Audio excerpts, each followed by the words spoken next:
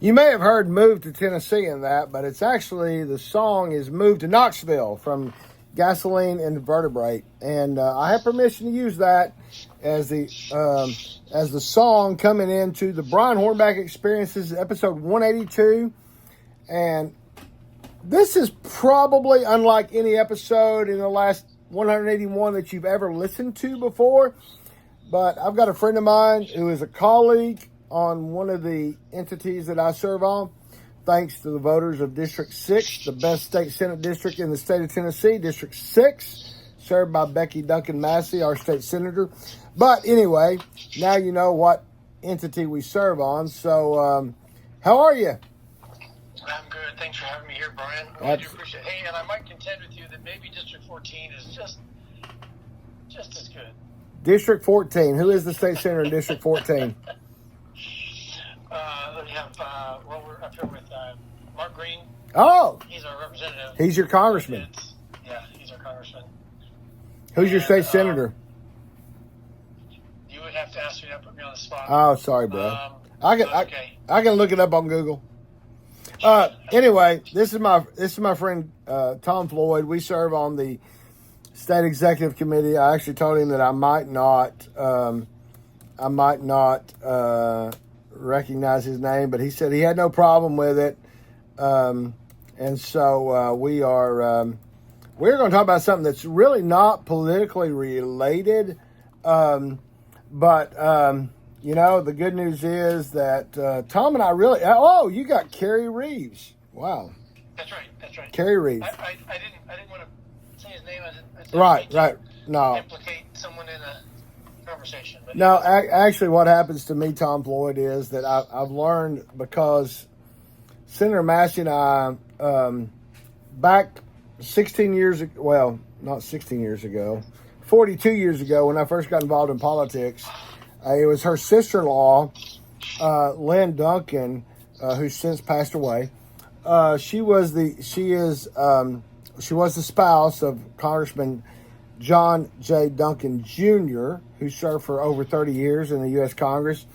It was at her house. It was her and Jimmy's house that I went to when I was 16 years old to get Robin Beard bumper stickers, signs, because that was the first campaign I ever got involved in. So Becky Massey, it's easy for me to remember because if there were, you hear a lot of people in Knoxville talk about the Duncan machine, and I just did quotations on the video because there really wasn't a Duncan machine. I mean, it basically existed of Congressman Duncan, my friend Bill Vaughn, my friend Ed Bailey, and then there was also I'm at a loss. But anyway, there was another gentleman there, Mose Lobetty. I'm glad I recalled that. And the greatest thing about it is that when myself and Ed Bailey were at one of the last Duncan family barbecues, we got into exchange with Harold Ford Jr., who was trying to run against Bob Corker. And New York Times interviewed both Ed and I, and one of Ed's sons was behind me saying, "Brian, don't let him do that," because at that time I was the Republican Party chairman in Knox County. And I'm like, no, me and Ed got this. And so we confronted Harold Ford Jr., and it was a lot of fun. And so every time I see Ed Bailey's name, I have to remember it. But I will say this before we get started, Tom, that the biggest fight that Mose Lobetty and Ed Bailey ever had was over whether the colonel of Kentucky Fried Chicken was from London or Corbin. And and I love Moses' daughter, Karen, but I don't know what Ed Bailey's decision on that was, but I have to side with Ed. Did they ever figure it out? Where Colonel Sanders came from? He says Kentucky Fried Chicken. He does say Kentucky, but I'm sure Google could tell us different. But you know what? Now that Mose and Ed both have passed, we're going to let both of them rest in peace. We're not going to bring it up. But and I've told Congressman Duncan many times, I'm an Ed Bailey guy when it comes to the Dunkin' machine. But anyway, that's not what we're here to talk about. We're here to talk about, believe it or not, in 2025, we're going to talk about COVID a little bit, and we're going to talk about air flight a little bit. So tell us about your background, particularly going back to when you were in the Air Force, and anything else you can tell us about that. Sure. Well, like I said earlier, thanks, Brian. Hey, I started out in the Army. I was 6 years in the Army, learned how to shoot airplanes down. That was my job. I was a lieutenant in the Army, and as soon as I had my commitment to the Army was up, I transferred to the Air Force and became an F-16 pilot. So I kind of went from opposite ends of the spectrum. I was learning how to shoot them down to learn how to fly them, and did that. Ended up spending 28 years total time in the military, 22 years in the Air Force, and I retired as Lieutenant Colonel. Wow. Towards the end there, I was in the kind of command and control side of the whole war machine. I went from flying the airplanes over the enemy's background or bad guy land to telling the guys who were flying over bad guy land what to do. So what targets to hit, when to hit them, what bombs to hit them with, to a great extent, yeah. So in 2003, spent a lot of time in Iraq and in the Middle East trying to do what we thought we were supposed to do over there in that regard. And then I finally retired from the military in 2012 and moved to the God's country, right? Tennessee. Absolutely. And for the first time in my life, and this, I don't know if this says anything, but when you grow up, you never get to live where you want, right? Your parents tell you where to live when you're pretty much young, and then you go to school. They tell you where the school is, so you got to go live there.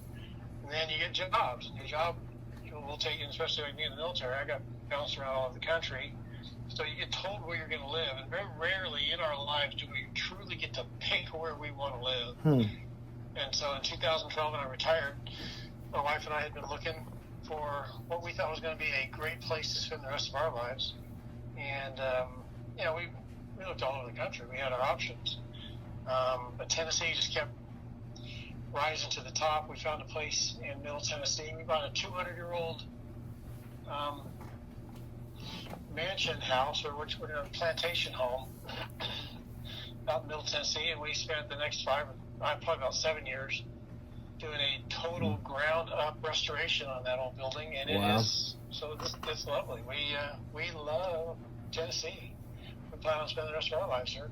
Hopefully that's a long time. So are you a bourbon drinker? Well, yeah. Oh, well, I just want to say that next time I'm in Middle Tennessee, I want to come have a bourbon drink with you in your 200-year-old plantation mansion. On the front porch. Absolutely. We can sit there and watch the traffic go by down the highway. Yes, sir. And sip whiskey, thinking maybe they wish they could do with us. Absolutely. That's my only request. So we're good. And maybe a cigar. Maybe a cigar. Yeah. My wife has been known that her husband smokes cigars, but unfortunately, it has to be outdoors. You know what? I'll tell you, when I smoked cigars as a young man, I had very bad taste. I'd smoke cheap cigars. Well, I'd wake up in the morning with that rotten taste in my mouth, just awful. Yeah, I gotta admit that does put a dampener on smoking cigars. Well, when I met my wife, we were, golly, I don't remember. We got married in 1988. I've been out of high school for 4 years. She'd been out of high school for 2 years. But anyway, she told me I had to quit smoking cigarettes, which I had probably, now that my mom has passed and my daddy probably doesn't know podcast, I'd probably been smoking cigarettes since I was about 14 or 15. So I gave up cigarettes, but she does understand that occasionally I do smoke a cigar. Yeah. So, yep. Anyway, back to what we're talking about. So, after you got out of the military, you went into flying commercial flights, correct? Well, there was a time when they overlapped. Okay. For the last, since 2001, I was a National Guardsman, Mm. doing a whole lot of active duty time while on National Guard. But while I was in the National Guard, I got hired by, at the time, Continental Airlines. Mm. And I flew for Continental Airlines until they bought United Airlines in 2011. Mm. And then I flew for United Airlines until 2022. Wow. So what was really happening between, say, 2020 and 2022? Let's see, that's kind of the start of COVID, right? Right. And at the time, I was flying the 777, one of the biggest airplanes out there, back and forth to China. I was going to China probably 3 times a month. Really? How long is that flight? From New York to Beijing, it's right about 13 hours. To Shanghai, it's about 14 and a half hours. Wow. And it was and for the flat earthers out there, in order to get to China, you have to go north. Right. So figure that one out. Yeah. So in 2019, they were starting to talk about. You see the newscasters that they have in China, and they're all heavily censored, heavily controlled. Oh yeah. But even the newscasters, they would mention, hey, there's a strange sort of sickness or virus. Some people have caught this virus in the Shanghai area. No big deal. Then the next time you hear a couple days later that a number of people, 100 people, 50 people, maybe 300 people had been confirmed, had contracted some new thing, and that was getting towards the end of 2019. And then, right after 2020, it coincidentally occurred right after the Chinese New Year celebration. I don't know this for a fact, but I kind of suspect that, that's their big deal. That's their Christmas. Mm.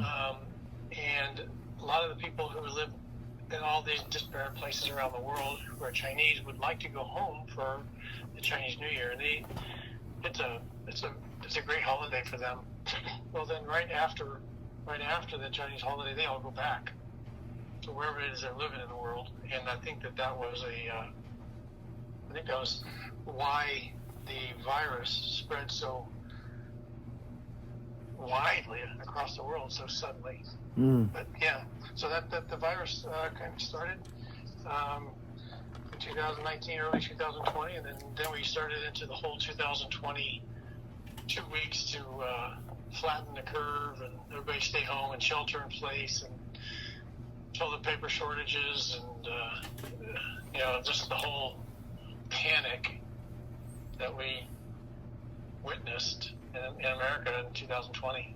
You know what? 2021. You know what's funny about 2020 was I've been in grocery sales for about 35 years. So from 1992 to 2016 when I got riffed from my original company, and then from 2016 until 2022 I bounced between 3 different companies in grocery sales. But I never got to experience the whole pandemic stay at home because all my retailers determined that my job was essential. And the same thing with my wife. My wife worked for public school system, has for a number of years. And, yes, they were closed for about 6 months or so, but she was considered essential. So, the only real break we got during COVID was on Sundays. And so the good news about COVID that I've told people is we got to experience Sunday school and church online, which means I got to experience, and I joke with my Sunday school class about this, is that I actually got to experience Sunday school in my underwear because I only had to wear a t-shirt. And my Sunday school doesn't like to hear that. But Sunday has really developed since 2020 to be the time when I can chill. And so, of course, my church and my Sunday schools really want me to come back, and I try to make appearances on a regular basis, but I'm still not quite there yet. But yeah, the whole COVID thing, we never really got to experience, I never got to experience any real downtime. And so I still think that I probably need to see a counselor about that. But anyway, not to interrupt your story, but go ahead. No, well, in COVID in 2020, people were afraid. Absolutely. We had a media out there that was literally telling people this is a new virus. Nobody knows anything about it. It's going to kill you.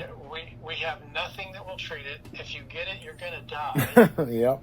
And they were producing these studies and these models that were estimating, I think it was going to be like 17 million Americans were going to die from this, just crazy numbers. Yep. Which, in retrospect, has all turned out to be nothing but a bunch of scare tactics. But, it worked. Americans were afraid. And so people stopped traveling. The airline industry literally was empty. They parked, I'm not exaggerating, they parked thousands of airplanes in the Southwest. Really? During that time, lined up in places like Roswell, New Mexico, and Tucson, Arizona, and Las Vegas, and Davis-Monthan Air Force Base, and they had them literally lined up with protective coverings over them. They I wouldn't say mothballed them, but they closed them up. Well, I don't really remember that. I remember when 9/11 happened. We live. I really don't like to let people know where I live, but we live in direct flight path with McGee Tyson Airport. And I remember on 9/11 that for about 2 or 3 days, it was total silence over my compound. And I may use compound as a... joke. Yeah, kind of. I know that flight travel was somewhat diminished during COVID, but I don't really remember them being parked. There's a certain amount of laws that the airline industries had to abide by. When they say that they're going to come in and service Knoxville, they have to do it. They have to fly the flight, even if it's empty, even if there's nobody on the airplane. There was literally right beyond a 737, and there was 2 passengers. Or we had a situation where 777, where we were flying back and forth to Germany with 0 passengers, only cargo. Wow. Yeah. So, they parked airplanes. They sent a lot of the employees. They sent them home. They said, "Look, just don't worry about coming in."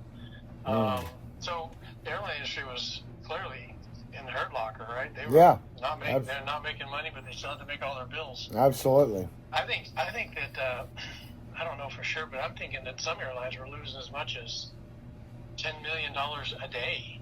Wow. Yeah. So they're in the hurt locker. So they passed a CARES Act in early 2020 to kind of help defray the costs or the losses that these airlines were facing, right? Right. The CARES Act basically gave American money to these corporations to weather the storm. I think United Airlines by themselves, they got a $5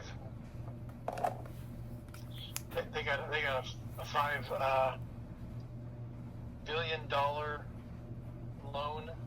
Wow.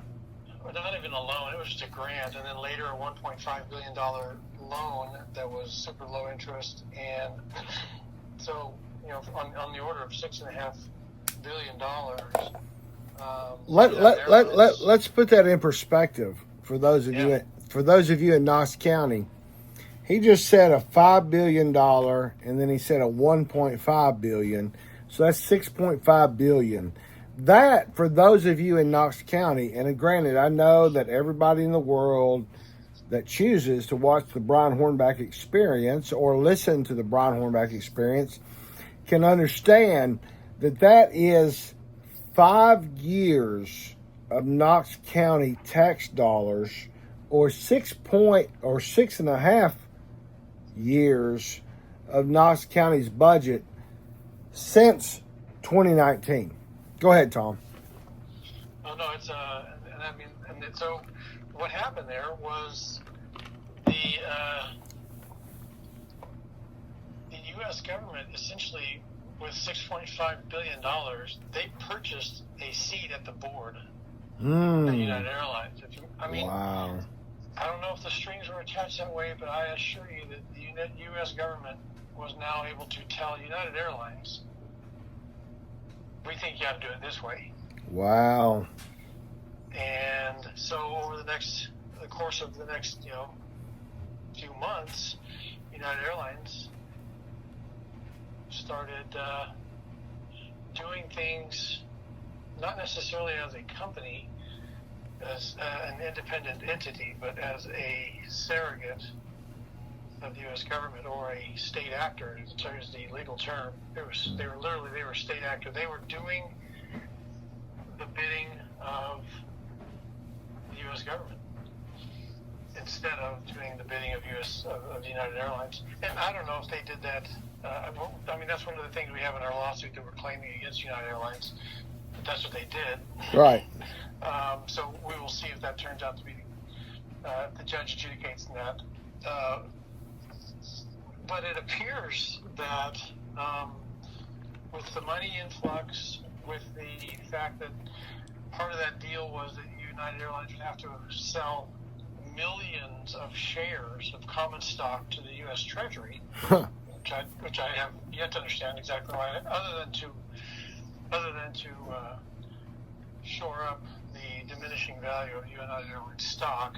I don't know, but so United Airlines was partially owned by the government and had all these debts to the government. So when the government wanted to start programs like universal inoculations of COVID-19 vaccine, they went to their surrogates and said, "Make this happen." I think that's kind of what happened to United Airlines. So let's stop there for a second. So United Airlines mandated. That came in 2021. In August the 6th of 2021, United Airlines said to their employee group, they said, by September the 27th, you must turn in documentation that you have received the COVID vaccines, or you will be fired. So just repeat that. By September what? 27th of 2021. Okay. You must submit documentation that verifies that you have received the COVID-19 shot. So interestingly enough, I don't fault anyone for getting the COVID shot, because I've done it. My wife's done it. My wife of now 30 plus years feels that we should do the shot. I don't have a problem with you taking the shot or not taking the shot, but at this point, United Airlines in August of 21 said every employee by September 27th, 2021, you must submit the COVID documentation that you've gotten the COVID shot, correct? Yeah, that's right. Okay. And I'm like you with regard to whether you choose to take the COVID shot or not. Right. But I do maintain that regardless of your opinion in that matter, it should be up to you and not someone else. Absolutely. Yeah, and I think that when United did that, they were overstepping their authority, their reach. They're using the leverage they had against you, especially in a time when everything's kind of tumultuous and nobody knows exactly what's going to happen, to have your boss or your employer basically say, "I'm going to fire you." I mean, there's a difference in my wife of 30 plus years telling me to take the COVID shot, and there's a difference in your employer telling you to take the COVID shot, right? Exactly. I mean, Right. what's next? What's Right. next, Brian? I mean, the thing is if an employer is allowed to start telling their employees they have to have medical procedures Right. in order to keep their job, what's next? I mean, is the employer going to say that every female should be sterile? Well, that's possible. I mean, it sounds so outrageous to us right now, but 5 years ago we thought no one in the government would ever try to kill us with Yeah, a shot. we just lined up for the COVID shot, right?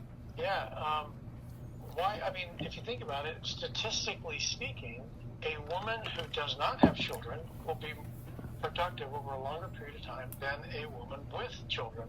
Right. And it's not because they're lesser. It's because they've got children. They've got children who get sick, and they have school issues, and then they need maternity leave, and then they're going to be sick while they're pregnant. Maybe. I mean, there's nothing wrong with it. It's just It's just a statistical fact. Well, trust me.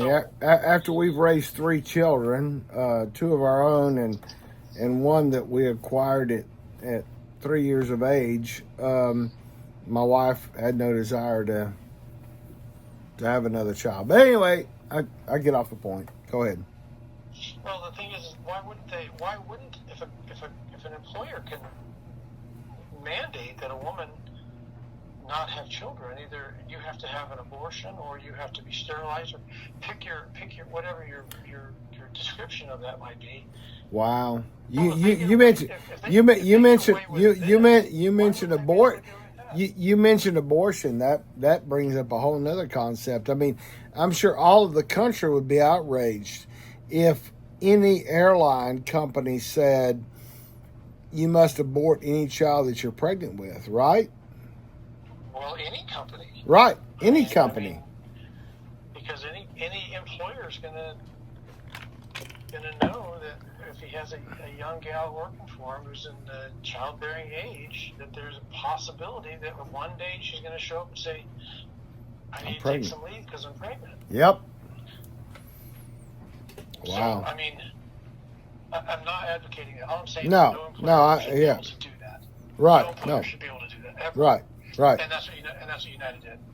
Wow. They said, you need to go and get this gene therapy, or else we're going to fire you. Wow. That's pretty severe. Yeah.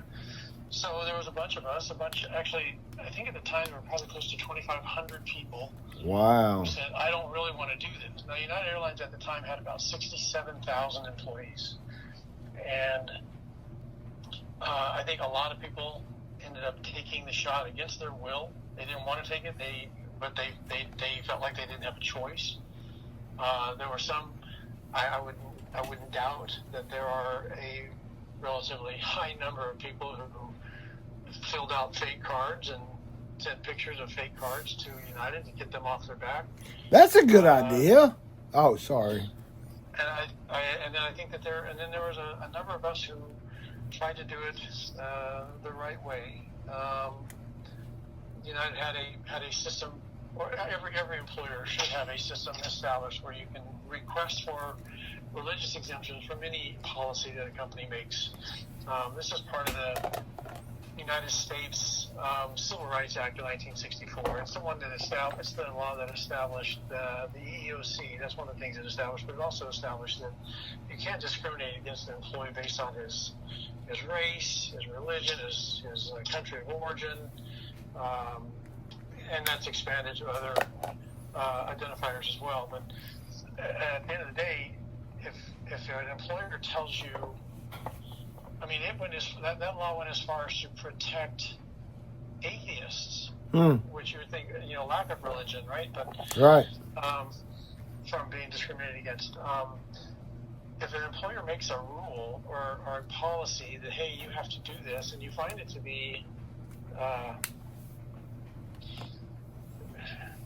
offensive to your religious convictions, you have to be able to go to the employer and say, look, I don't think I can comply with this particular rule. We need to come up with some sort of a workaround. So we went from 67,000 employees to 2,500 down to what? Well, I don't know how many people. Okay. They claimed that 99% of all their employees took the shot. Okay. And the ones that didn't, they fired. Okay. And that the ones that and there were some like myself who filed for a religious exemption. Okay. All right, so I filed for a religious exemption. The company accepted the request. Okay, said, cool. Okay, you're granted the religious exemption, except here's your accommodation. Now, accommodation usually means like let's say that you have an employer that says you have to work every weekend, and you're a very religious person. You think, no, I either have to go to church on Saturday or Sunday or whatever the case may be. Sure. I really can't work every Sunday. I need to go to church. You go to your employer and you say, hey, I'll work Thursday, Friday, Saturday. I'll work Monday, Tuesday, Wednesday, but I just really can't work on Sundays. And the employer would sit down with you and say, okay, well, we can work around this. Here's your accommodation. I won't schedule you for Sundays. Sure. United Airlines did not do that. Their accommodation for us religious people was you can't work here anymore. Really? Pretty much, yep. They didn't use the word fired, but unpaid leave of absence kind of has the same sound to it, doesn't it? Absolutely. Yeah, unpaid leave of absence. Now, I was furloughed right after 9/11 from Continental Airlines, and consistent with most furlough situations, you keep all your benefits if you want them. You can still use your travel benefits. You can still continue to pay into the medical program, so you have your medical coverage. How do you pay into that if you don't have a job? Yeah, you have to pay your part. Exactly. Yeah, and so that's okay. Well, that's right. You have to find a job or something. Right. But that's what the furlough was, and that's kind of what this would have felt like, except for the fact that United Airlines took all the benefits. So you can't travel, you can't access the company internet, intranet. You can't. Obviously, you can't work. They're not going to pay you. But what's ironic is United Airlines took our medical coverage away during a medical crisis for the sake of safety. So you had no medical insurance after you were furloughed? Well, it wasn't even a furlough. It was unpaid leave of absence. Unpaid leave of absence. It was basically you're fired. Right. So that was not much of an accommodation. Right. And the thing that's ironic is the day before the 26th of September, on the 26th of September, I was fully qualified. 100% safe to go and fly these trips and go around the world wherever. But on the 27th, you were not. 27th, oh boy, you're not safe anymore. You got to sit down. How many employees were? Can you say how many employees there were? Well, I don't know how many. Right. I think the numbers we had were there were about 67,000 employees before. Right. And then the number of people who took religious exemptions was, I don't know exactly the number, but I'm estimating somewhere between 23 and 2,500 employees that did that. Wow. And I was one of them. So we filed a lawsuit against United Airlines saying you're not supposed to do it like this. You're doing it wrong. I feel like you're discriminating against me because I'm religious. Right. We've used this mechanism to identify those of us who are religious, and now you're taking it out on us for that.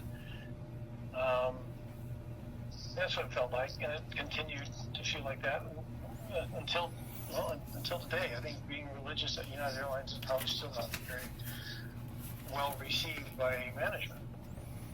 And you don't have to answer this if you don't want to, but you're not currently with United Airlines. That is correct. That's right. You're with another airline. I don't want to expose that other airline, but you are not with United Airlines today. That's correct. Okay. When I was out on unpaid leave of absence, in order to make ends meet and pay the bills, I was going to absolutely into my 401k savings and pull some money out to help, tide us over.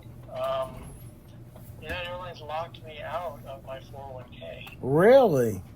Yeah. And how many years were you locked? How many years did you participate in the 401k? Well, I was going on 22 years. Wow. So in order to get access to my 401k funds, I had to either be back at the company, which they were not allowing, or Terminated. completely quit. Right. So rather than quit, I went ahead and retired from Did United you? Airlines. Had to retire, or who knows how long I would have had. Would I have forfeited the 401k forever? How many years did you retire from United Airlines? It was 22. 22. Okay.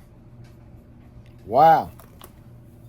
It's kind of like me when I left my company of 24 and a half years after they decided to riff me. The day before my 50th birthday, I might add. Probably never said that publicly before this day, but yes, they riffed me on the day before my 50th birthday after 24 and 6 months. I don't want to give them the benefit of 24 and a half years because it was really 24. Because I started with them on March the 1st of March the 1st of 1992, and they riffed me on August the 19th of March the 19th of 2016, and it was effective on October 7th of 2016. But guess what? Hornback caught the fact that they needed to give me another 2 weeks. Oh, vacation. You're right. Two more weeks of notice versus what they gave to everybody else in July. But yeah, it's just a punch in the gut. You feel like absolutely. Company for giving them, and I look at it like I've given them my youth. I was on medical leave is the reason that I wasn't riffed in July. So. Yeah. I had Achilles repair in June of 2016 while they were doing all this, and they asked me to come back early so that I could find out that I was riffed. Thanks for that. It was lovely the day before my 50th birthday. That's awesome. Yeah. Well, yeah, it's an awful situation. So that's what happened at United. So all these employees started reaching out, trying to figure out how we can fight this. And there's 27 of us now. We had 28. One of our co-plaintiffs passed away. Oh no! A year and a half ago.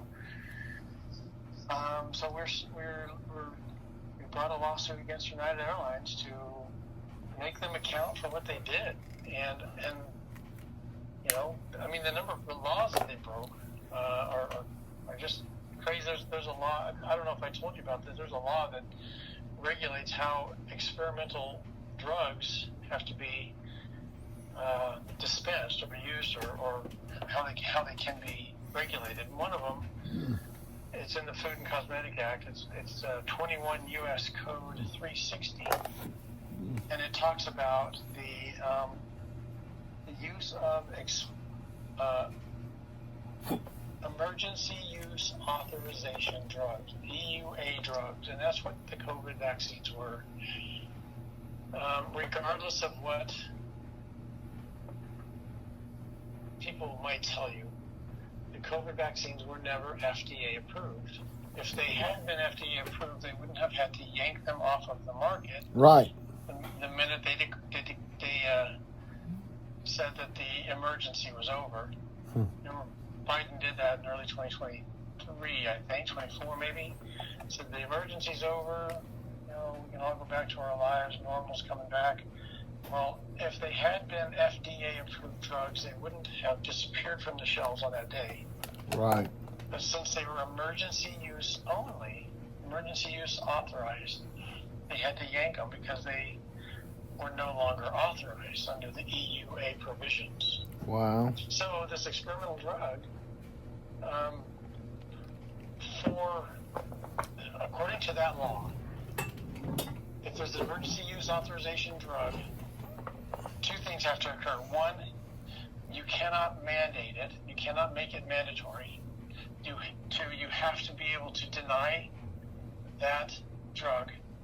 And three, the only consequences that could come from denying to take that drug would be the medical consequences that might occur from you not taking that drug. Like, let's say that it was going to keep you from your skin turning blue, and you decided to not take the drug, and your skin turned blue. Well, that would be your medical consequence. If you had taken the drug, your skin wouldn't turn blue. But you can't include different things like what they did. Like, hey, we're going to fire you. We're going to kick you out of schools. We're going to restrict you from going to restaurants. Those are what an inventive DOJ, Department of Justice intern thought up, and they tried to make that into the law of the land, saying you can have these, what they called secondary consequences. And that's just a made-up term, not part of the law. Right. But United was using it. They found that, and they ran with it. So what? Other companies kind of tried to do the same thing. So what? Tried to do it. Remember, U.S. government, Biden tried to make all the federal employees have to take the shot. Right. And they said that's unconstitutional. You can't do it. But his surrogates, like state actors, like United Airlines, they said they could do it. But at the end of the day, they cannot. So what's the status today, Tom? Right now, we are in the 7th District Court of Appeals. It's in the Northern District of of Illinois. Oh, geez. That's where the headquarters of United is. There's a lot of stuff that went into why we chose to do it in Illinois and Chicago. Sure. United was probably going to try and stall, saying, hey, if we have it in Texas or Tennessee or Florida or wherever it is, we might have been able to file It's biased against United, right?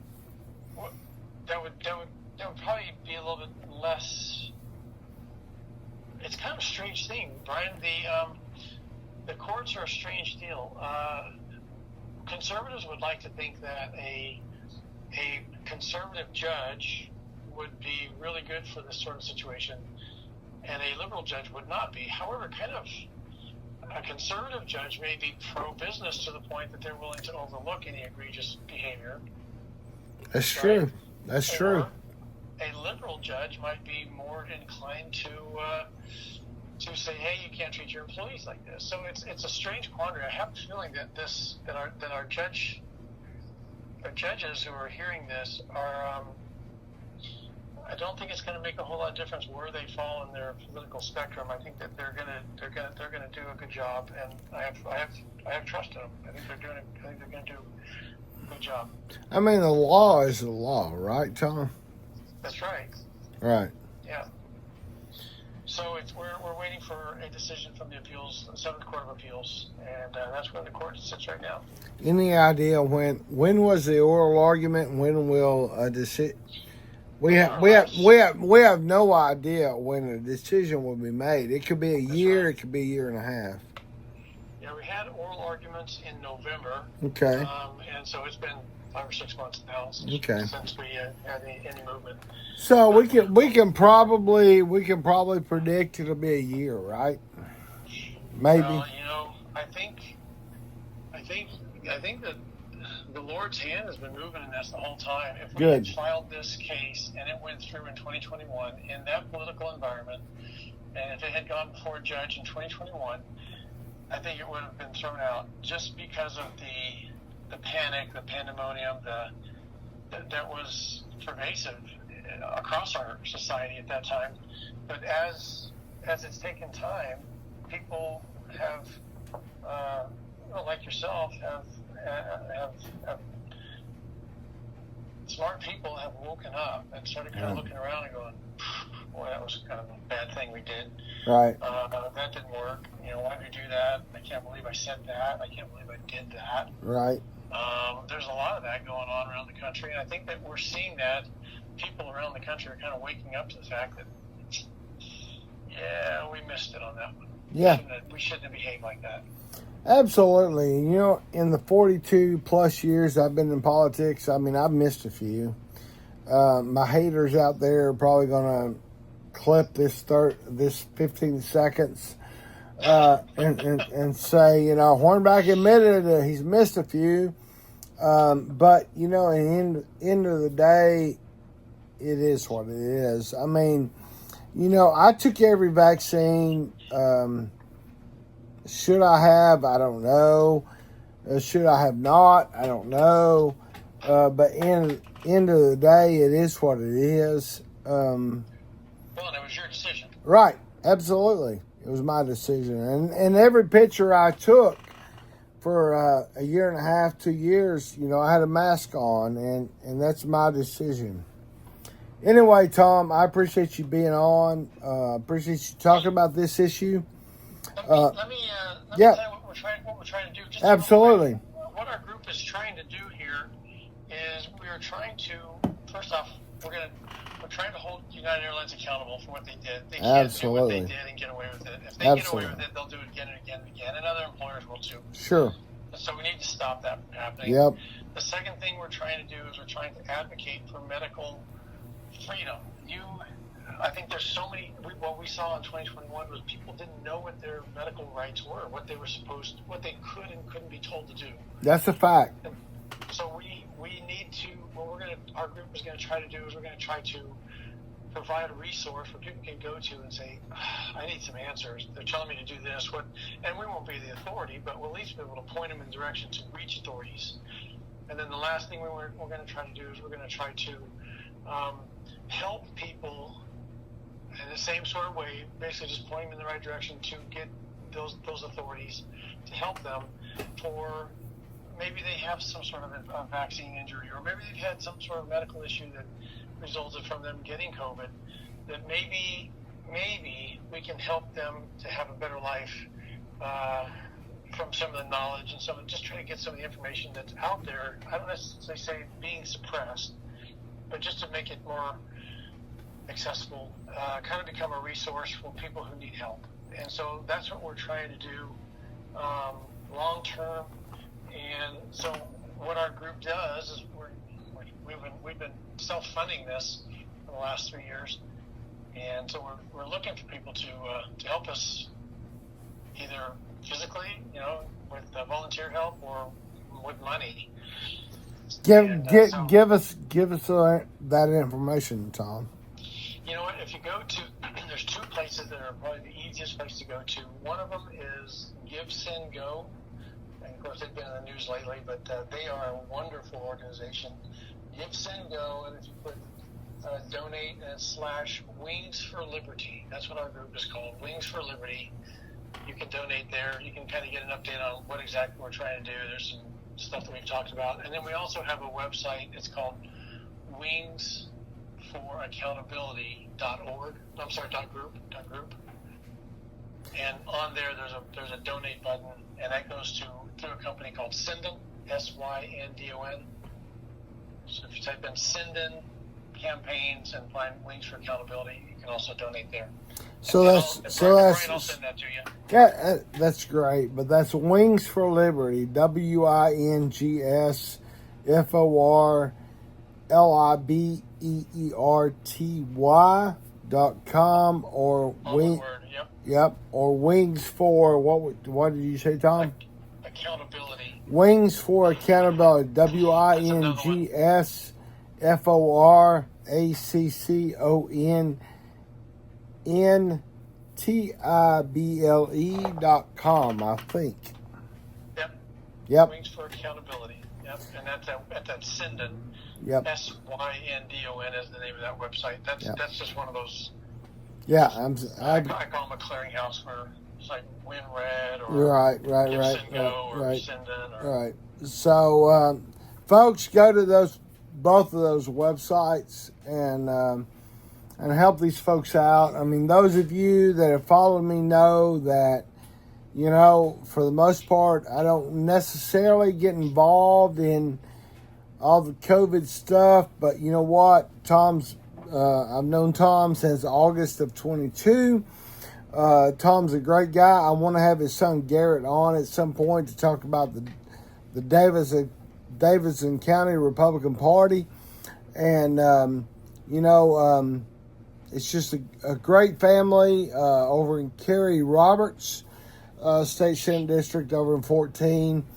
And, they're great folks. And at some point, Tom and I were going to have a bourbon and a cigar on his front porch of his 200-year-old home. At some point, I think it might be fun to have some sort of SEC event at my house. Hey, and you know what? Even if we don't have an SEC event at your house, I will record our bourbon and our cigar on your front porch, and we'll make it a part of the Brian Hornback experience. That sounds awesome. Thanks, Tom. Hey, Brian. Thanks for the chat. I love it, man. Absolutely, brother. Appreciate you. There's the outgo music.